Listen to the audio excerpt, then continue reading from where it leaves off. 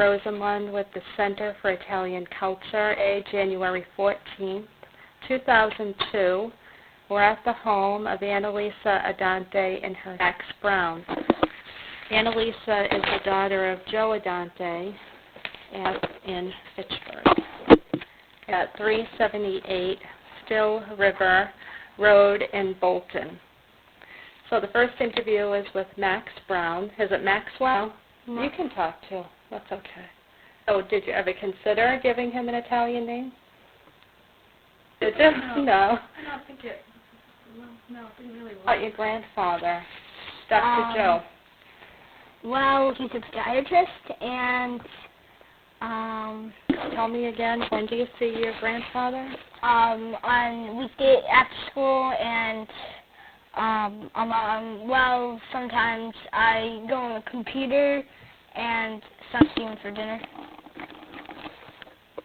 Yeah, definitely a lot. Talk about being Italian? Yes. He goes to Italy a lot, and I've gone to Italy, and Gone to Italy with him? yes. Mm-hmm. I went to their house, actually. Not like. Well, it was pretty cool. I was sort of young, so. And then we went to. How old were you? 4. How was birthday. that? How old are you now? 9. Soon a lot of Italian cooking? Grandmother Addante? Sort of. Well, I definitely like pasta. And I really like everything, basically. And Anyone ever ask you what nationality you are? sometimes, not really regularly.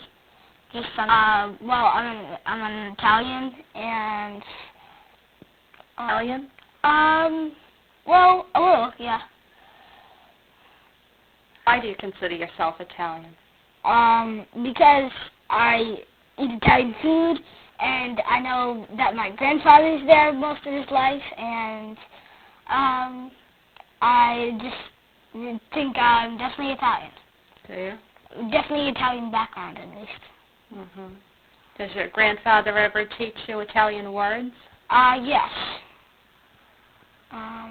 Well, he taught me good morning and how to get to a restaurant and how to leave and like to say good morning and then the reply and stuff, and that's really all. Which school do you go to? Applewild. Start kindergarten there, or? Yes, I was in kindergarten for 3 years, and now I'm 3 because my birthday's in September. Grandfather's proud of you? Yeah. What makes you think that? Well, he says it sometimes, and I know that your grandfather's father used to make shoes. Father, and he repaired shoes and stuff. Grandfather ever take you to the places in Fitchburg, ride bikes? No, not really, because most of them aren't the actual places around, but just her. And parents, Brown, do you call them Grandma and Grandpa Brown? Well, Nana and Grandpa. What nationality are they? I think a little Scottish and Irish, and a little French. I don't know, a little American.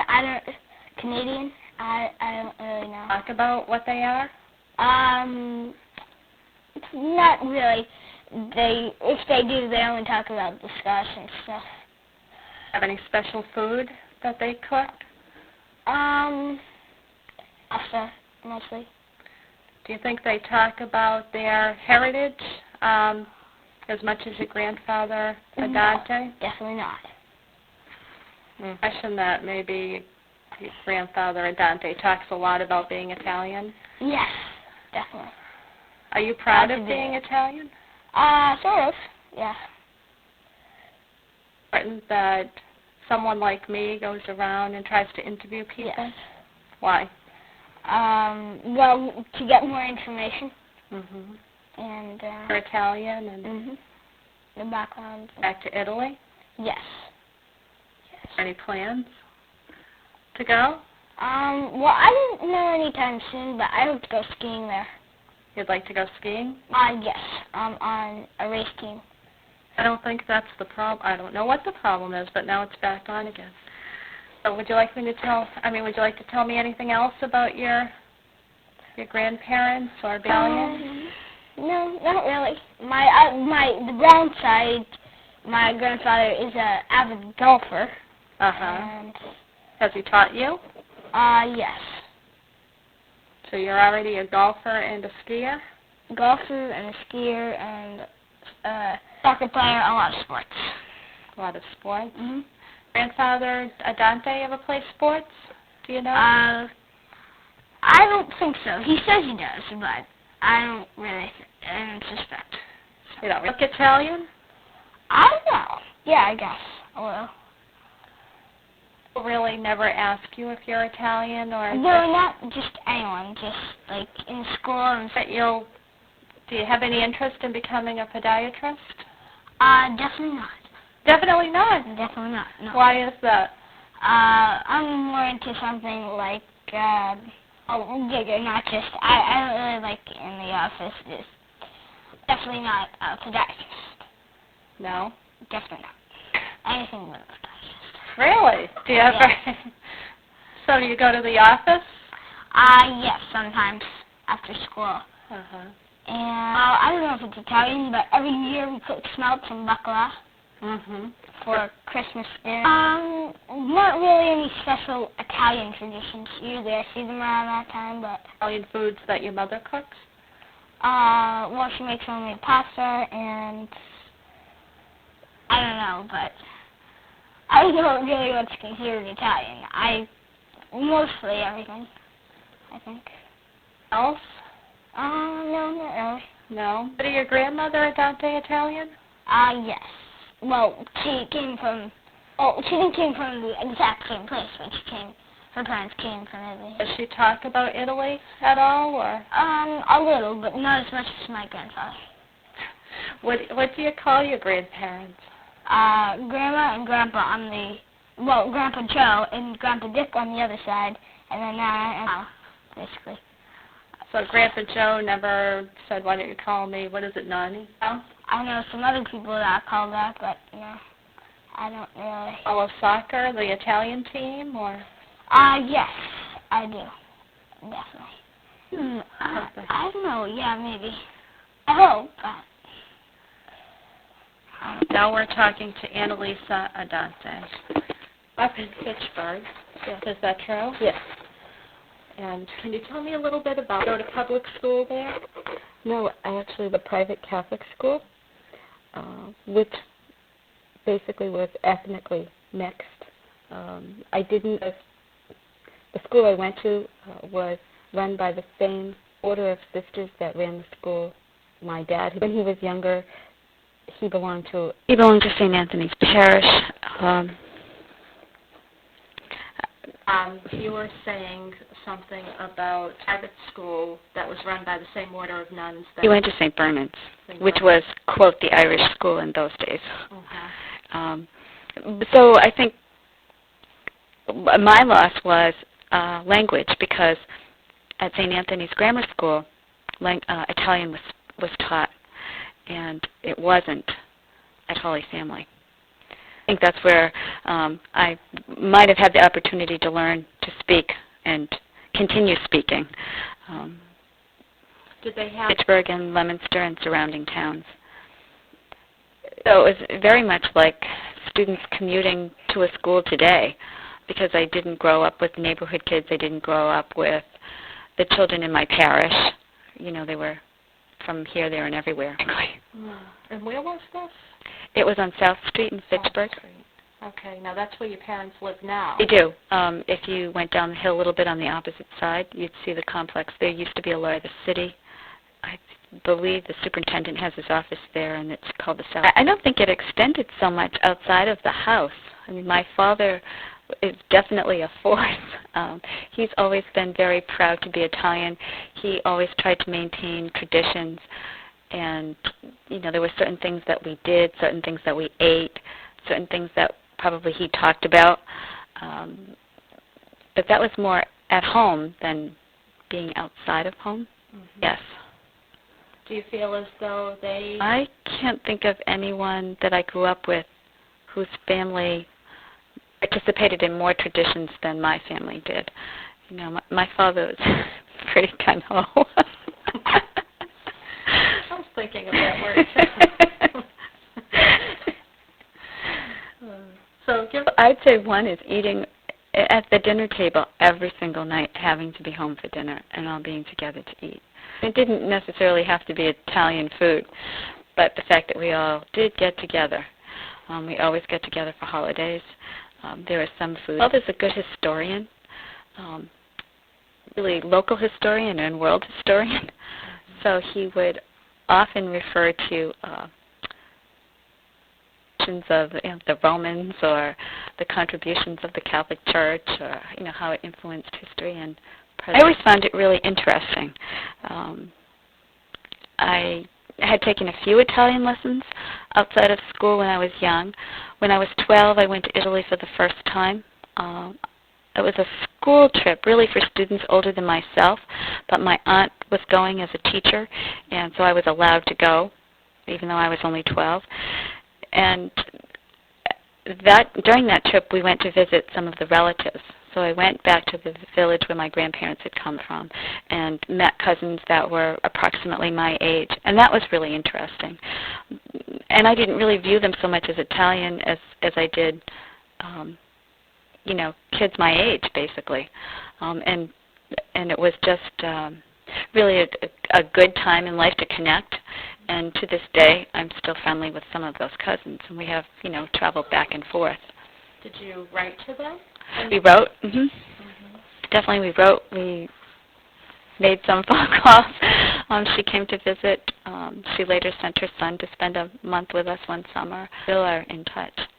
Now, you said one in particular is just a few months older than I, and then another is about. Well, I was speaking a little, and they were speaking a little English, and we managed. Really? Did your father? No, not really. No, he would speak to my grandparents in Italian, and sometimes they would answer in English. They would speak in Italian when they didn't want us to understand what they were saying, but they really didn't make an attempt to teach us to speak Italian when we were young. I think they regret that now, and later on, I studied Italian in college, and one of my brothers did as well. But, I did 2 years, and when I went to sign on to year 3, they weren't offering it. So I would like him to learn. We periodically play tapes. We always take out the tapes before we go on a trip. That's not really adequate, but I think the fact that we all sat down together to eat dinner, that was one. Some of the foods were different. The travel was different. And topics of conversation were different. I'm not so sure that it was more sort of ethnically oriented. Let me say. I think in large part it was due to my dad's interest, that we connected with this notion that we had an Italian heritage. Now, your mother... No, my grandfather was born in Italy, and her mother was not Italian, although her mother learned to cook from her sister-in-law, and she actually learned to speak Italian. Really? I guess she would say she was an Italian-American, but there wasn't a lot of conversation about her being Italian when we were young. I mean, my father always talked about being Italian. My mother really didn't. I think her family, for her family, it was important to assimilate more than my dad's family. I wonder why. Her father had come at a younger age. Her grandparents had come to this country. My father's grandparents had not come here. Made the difference, but that was a difference. Well, I would have to say Italian-American because I've had my consciousness raised for a long time about my family heritage. And I've had an interest in the family history.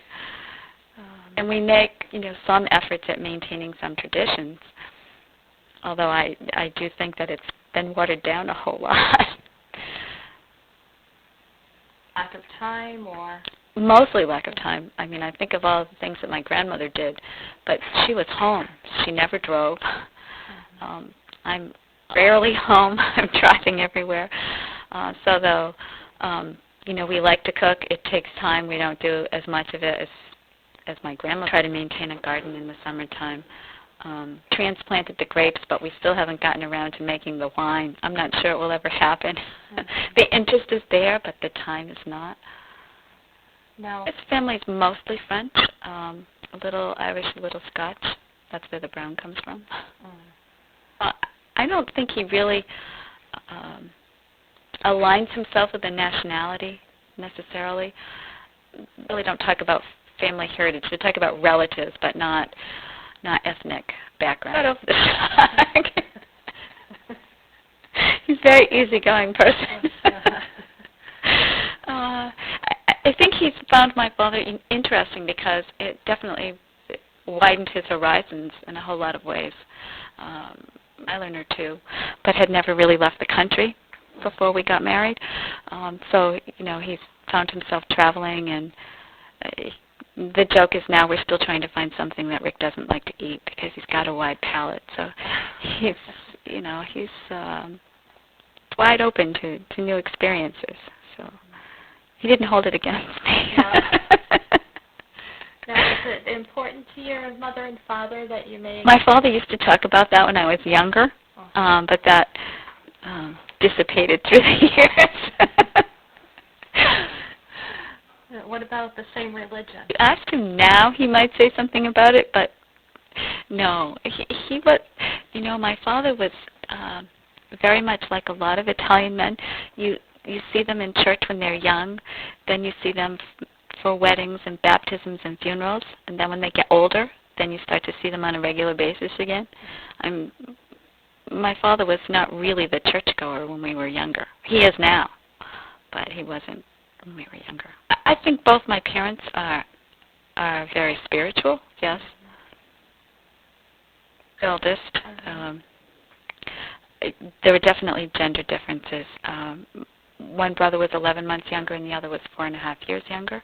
Being the oldest, it wasn't necessary that I would do something first and a year later my brother would get to do it. We'd sort of always get to do it at the same time because he was a boy. They were definitely allowed more freedoms than I was. No question about it. Social, yes, but even in the jobs that they were allowed to take, my dad really wanted me to work for him in some capacity, whereas my brothers could go out and they had the experience of a wider variety of jobs. There were certain things they just didn't want me to do. Oh, I had a lot of chores. My brothers were good workers, and they had chores, but they didn't have things that needed to be done daily. It was different. Oh, absolutely. My father considers himself very progressive because he has 2 colleagues that are female, but we're exceptions.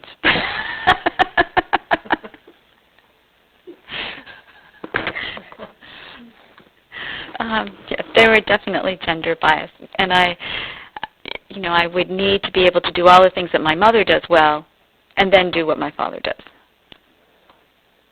I think it just evolved. I wouldn't say there was undue pressure, but there were certainly expectations. I think I was fortunate in that I was able to rise to the occasion. I think sometimes those expectations can be difficult for some children with a different personality, maybe. Maybe I was just enough like my father to sort of cope with the expectations. So is it true to say that... He's very enthusiastic about his profession as he is about his heritage. So I think in his view, there's nothing better I could do. Yeah. Did you ever consider doing something different? I did at different times, but I think that when I was younger, I really wasn't exposed to a lot of job opportunities, or not opportunities, careers. This was one that I happened to know a lot about because my dad's office was downstairs. We lived upstairs. I did different facets of the job, depending on I think I just fell into it. Or maybe I was genetically programmed. I'm not sure. So are you happy with the choice? I am happy with the choice. I enjoy what I do. School? Mm-hmm. Oh, I see. In New York, I didn't see that. No, not really. Actually, I don't remember exactly how that came about. I did. Mm-hmm. What was that like? Well, actually, I had gone away, my last year of high school, I had been away to boarding school, and my brother had gone off to boarding school as well. So to go away was not such a big deal, and I was 45 minutes from home. So which high school? I went to Abbott Academy in Andover. Okay. Right, it was a 4-year school, but I just went away for my senior year. Okay. No, just went there for 1 year. Okay, so where did you go previous to? Just really wasn't happy at Fitchburg High School. Initially I thought I would, then I sort of thought maybe I'd explore the avenues, and by the time I was a senior I decided that I was going to podiatry school. So what was that like? Was that a... Well, one of the defining moments was when I had toyed with going to law school, and I went in to take the boards, and I had to be fingerprinted along with every other student, and I thought...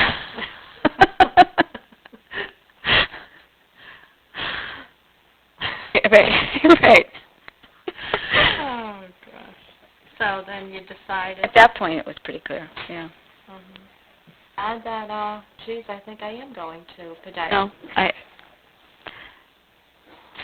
think he expected that I would be going. It probably wasn't necessary. Right. Right. How many years is podiatry school? 4 years. 4 years? Mm-hmm. So you went to Holy Cross for 4? Coming home? Yes, absolutely. But I did 2 years residency first.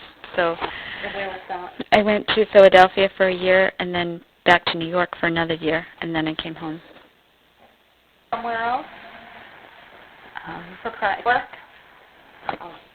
I'm glad you're paying attention. Briefly. So briefly you went I think we're punchy after all this problems today. I didn't have a particular place. It was just to consider going elsewhere, or to go home to an established practice. So when you went? Yes. And did you? For a very brief time. Practicing elsewhere, but now you're part of your father's practice? He's semi-retired. He sees very few patients in the Fitchburg office, but he does a lot of teaching in both Rome and London. So he takes off for periods of time. Now, is that something that he's tried to get? Yes, he has. Are you interested?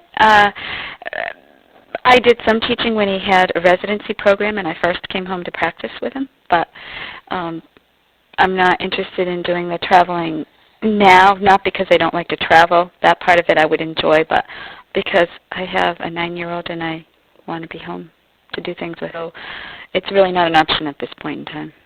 Did he have any expectations? Oh, definitely. He, it was his profession was his sort of way to freedom, if you will. I mean, he talked about his Italian heritage, but he became sort of, the American doctor, and it gave him his independence and respect in the community. And that was the way he did it, as many others have done it in both law and medicine. And I think when that happens, oftentimes fathers think, well, it worked for me, it'll work for you. And I think there's great pressure put on children of parents who are in professions, particularly when they were the first generation in this country. I've seen lots of incidences of that. Well, yes and no. If you take it as being first generation only, yes, that he got the education he did was a great thing. It's a reflection of, a combination of the GI Bill, as he describes it as being one of the best things America did for itself at that point in time, but also his willingness to really work hard. I mean, he had the GI Bill, but he worked nights and went to school days.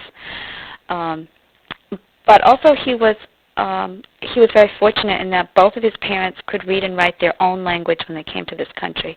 And a lot of immigrants couldn't say that of themselves. So they came here and they both went to night school to learn English, to read and write English. And my grandfather probably was unusual in that he educated both of his daughters, and they both had master's degrees.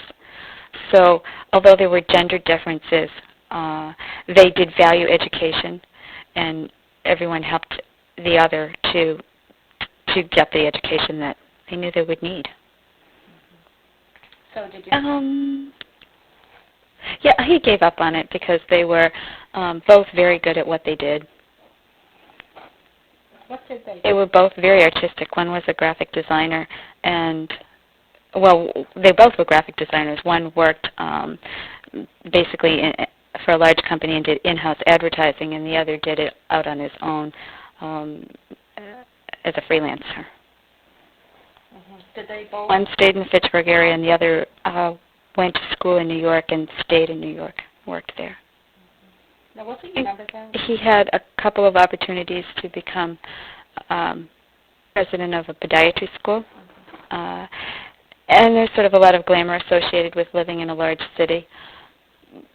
But my dad had always returned to Fitchburg. You know, he grew up there, and when he finished podiatry school, he thought of setting up a practice elsewhere, but decided that he wanted his children to know their grandparents.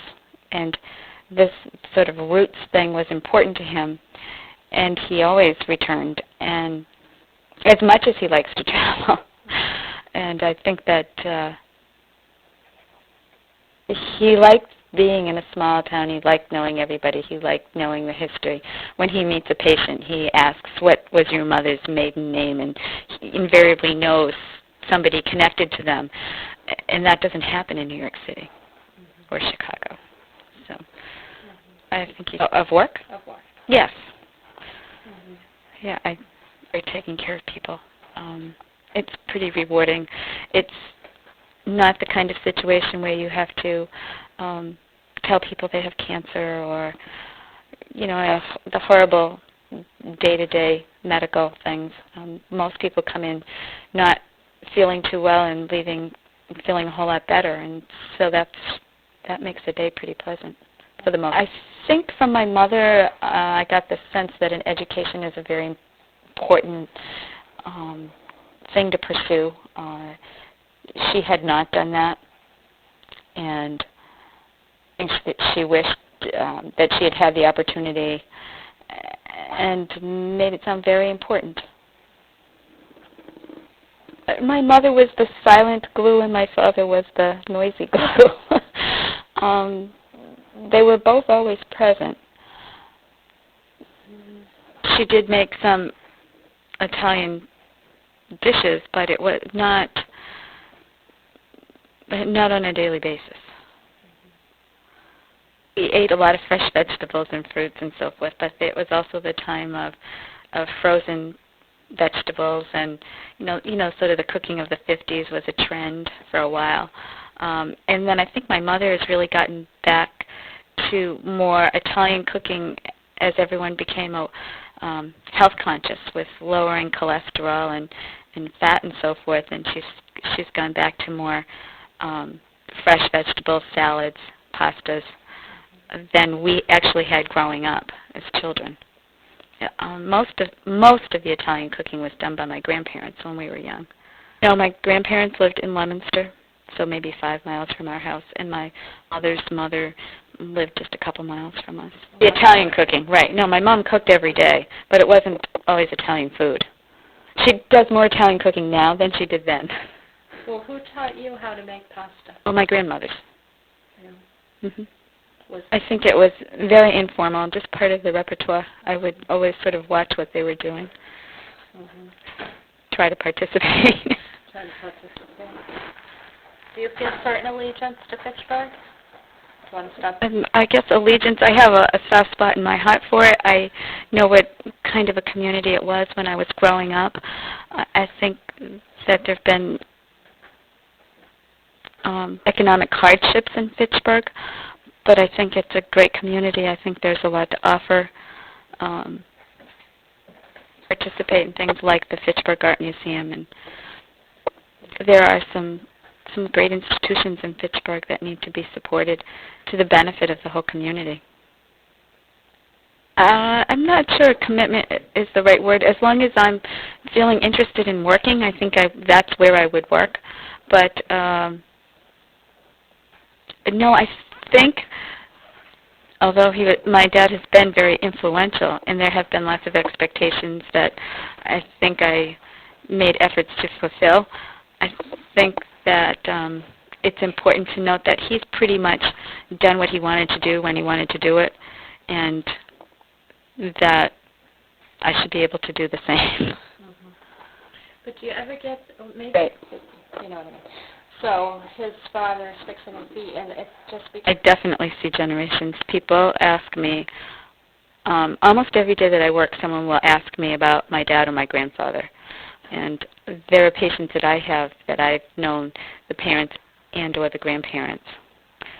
All of them, but certainly on a daily basis. There are people that have been coming for a long time. I think for me that's the greatest sense of community that I've experienced, because I wasn't in a school or a neighborhood where people, typically my age, talk about community.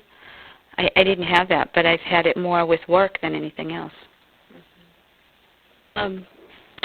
I think there were some women who were disappointed that I was not a male doctor.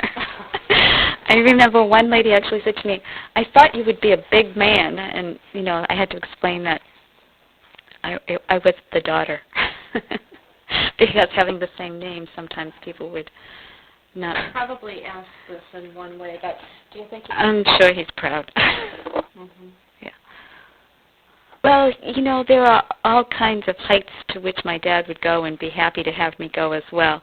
And I've really chosen the low road, but I think still in the end he's proud. Oh, yes. Lots of people knew my dad, so a lot of people had an opinion. Some really positive, some not so positive, because he's always been a controversial figure. Was he ever not politics professionally. He's always been on the Board of Health. Within his profession, he was very active politically. Mm-hmm. But he's always been outspoken. Mm-hmm. But he's always been a doer. He does not just sit back and criticize. If he has a better idea, he typically acts on it. Geographically, it was a compromise for both me and Rick. Work. So we're pretty much equidistant from work. Mm-hmm. Where does he work? Right now he's in Air, but he's on the road. He needed access to 495. Mm-hmm. Sure. I had a happy childhood. I really didn't know what life would be like in a different kind of community. I lived really close to the downtown area. I was pretty independent. I could walk to the Y, the museum, the post office, the library. I did all the errands for the office, so I was on the go all the time. I knew most of the merchants on Main. Nowadays there are a handful of merchants, but then every storefront was for shopping malls. Highway access to the center of town. Sure. Childhood friends? Mm-hmm. Really? Well, one in particular stayed in Fitchburg, and as I did, she does what her father did before her. Was she Italian? Is she Italian? Mm-hmm. I know her for a while and then came back home. Lives there part-time, lives out of state part-time. Some are not working, just have children. I think it's possible that I could have been living in a village, although the cousins that I know now had moved from the village. They would go back because there were older relatives there, but for the most part the young generation left. I think the countryside is beautiful. I would be very happy living there. I'm not sure what I would be doing for an occupation. What do you cousins? One of them is an architectural engineer, and another is was a shop owner now. She had done sales of various kinds. Well, I think that just because maybe now you're interviewing folks that are talking about their ethnic heritage, but well, my husband went to Notre Dame. If you go out to Notre Dame, you'll meet a lot of guys that are talking about being Irish. It's very important to be Irish there. Whether or not they are. Whether or not Irish. Exactly. Yeah, I think it's just the circle you happen to fall into. And I'm not so sure it's important as much as something to banter about. I would say that probably my interest in Italy was sparked mostly from my grandmother, my dad's mother, whom we called Nani, because she would on occasion receive a letter, and she would pore over these letters, and she would occasionally receive a photograph that she really handled as a treasure, and she would tell stories and really tell that it was a place that she really missed, and that there were real people there. I mean, she really made it come alive. They didn't have a telephone or a computer to contact people. Life in Italy was very real for her, and I think that she always missed it. I do think they're important. I think it's a help because not everyone sort of gets up on their own, and we've sort of always embraced the League of Nations at home and at work. And as you get to know other people from other countries, what I find myself recognizing are the similarities. In most cultures, family is very important. I mean, I think that's just a human quality. And how you sit around the table may differ, but the way you relate to one another, I think I find myself looking more for seeing more of the common threads rather than the differences. The differences may be food, and they may be holidays, and they may be crafts or things or history, and those are things that embellish life. But my curiosity is to know more about my cultural heritage, but also to learn about the others. I've always felt pretty strongly about that, and I would say most of my adult life. I think it puts emphasis on the fact that all you really have in life is some time, and you don't know how much of it you have, and that you'd best make the most of it. But having lost my younger brother so early, that's something that's been very real for some time, Happy with what you have. Makes you appreciate, and you realize that if you have children, you realize that you have one opportunity. You cannot make up tomorrow what you neglect. What you make up today. What you may neglect today, you cannot make up tomorrow. Thank you very much. This is the end of the interview, and I'm so